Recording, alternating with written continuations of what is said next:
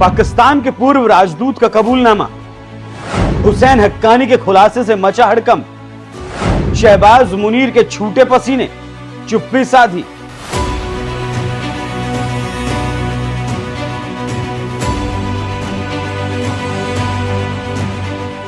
नमस्कार, NMF news पर आप सभी को बहुत स्वागत। मैं हूं आपके साथ अभिषेक कुंडी। कहा जाता है कि जब आपकी नींव ही कमजोर हो तो आप क्या कर सकते हैं, और यह कहावत पाकिस्तान पर सटीक बैठती है, क्योंकि भारत ने विकास के रास्ते पर चलना पसंद किया और पाकिस्तान पैसा कमाने के लिए आतंकियों को पैदा करता रहा। भारत पाकिस्तान एक साथ आजाद हुए, लेकिन दोनों देशों के नेताओं की सोच ने आज दो तरह के देश पैदा कर दिए। एक देश जो दुनिया को शांति, सद्भाव और वसुदैव कुटुंबकम की बात सिखाता है, तो दूसरा देश पाकिस्तान दुनिया इंसानी खून बहाने के लिए काम करता है, आतंकी पैदा करता है। अमेरिका या किसी दूसरे देश से पैसा लो और आतंकी भेजो। इसका सटीक और अच्छा उदाहरण अफगानिस्तान है, जहां से नजीबुल्लाह की सरकार जो रूस से समर्थित थी, उसे हटाने के लिए अमेरिका ने डॉलर का मुंह खोल दिया और पाकिस्तान दोनों हाथों से डॉलर लेता रहा और आतंकी पैदा करता रहा। और आज की तारीख में पाकिस्तान की पहचान विकास के बजाय जैश, लश्कर से पहचाना जाता है।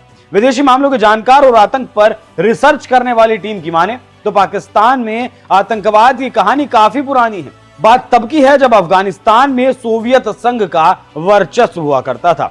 1979 में सोवियत सेना ने अफगानिस्तान पर हमला करके अपने समर्थन की सरकार बनाई थी और सोवियत संघ का विस्तार करना शुरू किया था। लेकिन आप जानते हैं कि दुनिया के दो ध्रुव हैं, एक है अमेरिका और दूसरा है रूस।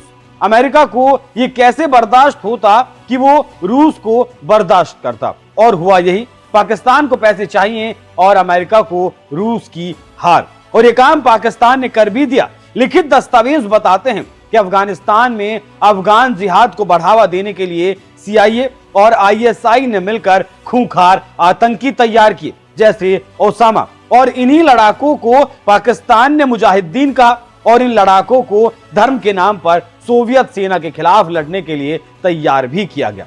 इन सभी लड़ाकों के लिए पाकिस्तान जन्नत था। इन मुजाहिदों को पाकिस्तान में ट्रेनिंग भी दी गई, उन्हें हथियार मुहैया करवाए गए और इन सबको फंडिंग भी पाकिस्तान से हासिल हुई। अमेरिका की ओर से अरबों डॉलर की सैन्य सहायता दी गई। फिर क्या हुआ, ये इतिहास है।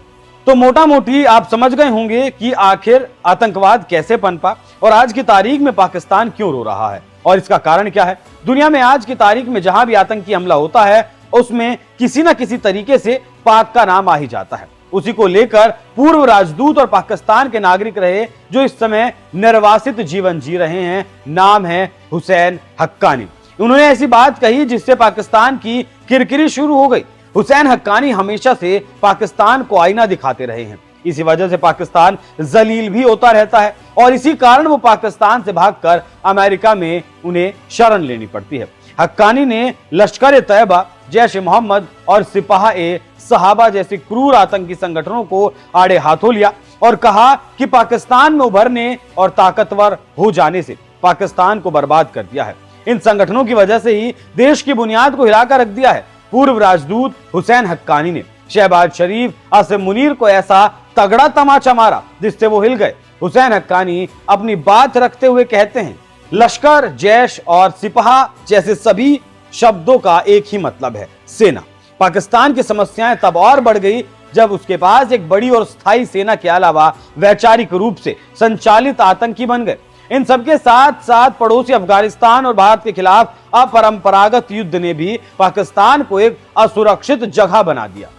तो आप समझ सकते हैं कि कैसे पहलगाम हमले के बाद अपने झूठ और मक्कारी से हीरो बन रहे आसिम मुनीर और शहबाज शरीफ को पानी पानी कर दिया गया। अब हम आपको बताते हैं कि आखिर कौन है हुसैन हक्कानी। हक्कानी ने अपने करियर की शुरुआत पत्रकारिता से की। हक्कानी ने पाकिस्तान पर 4 किताबें लिखी। इस समय हुसैन हक्कानी अमेरिका के हेडसन इंस्टीट्यूट में दक्षिण और मध्य एशिया के निदेशक हैं। इसके साथ ही साथ इस्लाम धर्म विचारधारा में हडसन की पत्रिका करंट ट्रेंड्स के सह संपादक भी हैं। हक्कानी ने 1980 के दौर में पत्रकार के रूप में करियर शुरू किया। पहले नवाज शरीफ के राजनीतिक सलाहकार बने, फिर बेनजीर भुट्टो के प्रवक्ता के रूप में काम किया। 1992 से 1993 तक श्रीलंका में राजदूत रहे। 1999 में तत्कालीन राष्ट्रपति परवेज मुशर्रफ से झगड़ा हो गया।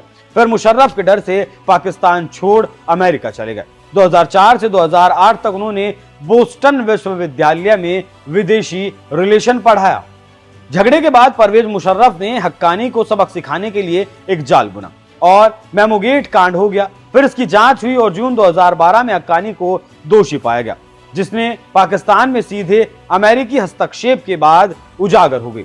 लेकिन इस मामले में नया ट्विस्ट तब आया जब 2019 में पाकिस्तान के चीफ जस्टिस ने कहा कि पूरा मेमोगेट मामला समय की बर्बादी है और कहा कि पाकिस्तान एक देश है, किसी मेमो के लिखे जाने से उसे हड़काया जा सके। लेकिन सब जानते थे कि परवेज ने अपनी ताकत का बेजा इस्तेमाल किया, जिसका नतीजा उनके मरने के बाद आया। लेकिन पाकिस्तान छोड़ चुके हुसैन हक्कानी अब अमेरिका में रहते हैं और गाहे बगाए पाकिस्तान को आईना भी दिखाते रहते हैं।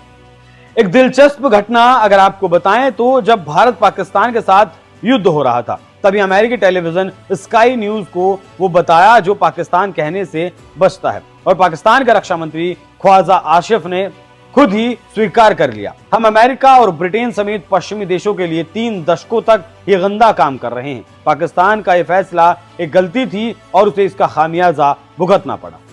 इससे आप समझ सकते हैं कि कैसे पाकिस्तान ने खुद कहा कि वो आतंकी पैदा करता है, बम फुड़वाता है और दूसरे देशों के लिए अपने पाले और तैयार किए गए आतंकियों को भी भेजता है। इस पर हुसैन हक्कानी ने कहा था, पाकिस्तानी अधिकारियों को अपने बयानों को अपडेट करने की जरूरत है। अमेरिकियों ने हमेशा कश्मीर में होने वाले जिहाद का विरोध किया जो पाकिस्तान से शुरू हुआ था। अमेरिका का संबंध सोवियत विरोधी अफगान जिहाद से था, जो सोवियत सैनिकों की वापसी के बाद 1989 में खत्म हो जाना चाहिए था। इससे आप समझ सकते हैं कि कैसे हक्कानी ने हमेशा पाकिस्तान को आतंकवाद पर लताड़ते हुए जवाब दिया है, और जब पहलगाम हमला हुआ और ख्वाजा आसिफ ने बोला तो तुरंत एक्शन लिया और करारा जवाब भी दिया। इससे समझा जा सकता है कि आतंकवाद को लेकर भारत का दावा सही है कि पाकिस्तान कश्मीर में आतंकी भेजता है और खून खराबा करवाता है, लेकिन जब भारत आरोप लगाता है तो पाकिस्तान सबूत मांगता है और उल्टा कहता रहता है कि भारत का पाकिस्तान के खिलाफ प्रोपेगेंडा है। जबकि दुनिया मानती है, दुनिया जानती है कि आज भी दर्जनों आतंकवादी संगठन एक्टिवेट हैं पाकिस्तान में। कई आतंकी संगठनों के खिलाफ तो संयुक्त राष्ट्र संघ ने प्रतिबंध भी लगाए हैं, और अब रक्षा मंत्री और एक पाकिस्तानी अमेरिकी खुले तौर से कह रहा है कि पाकिस्तान आतंकी देश है तो है।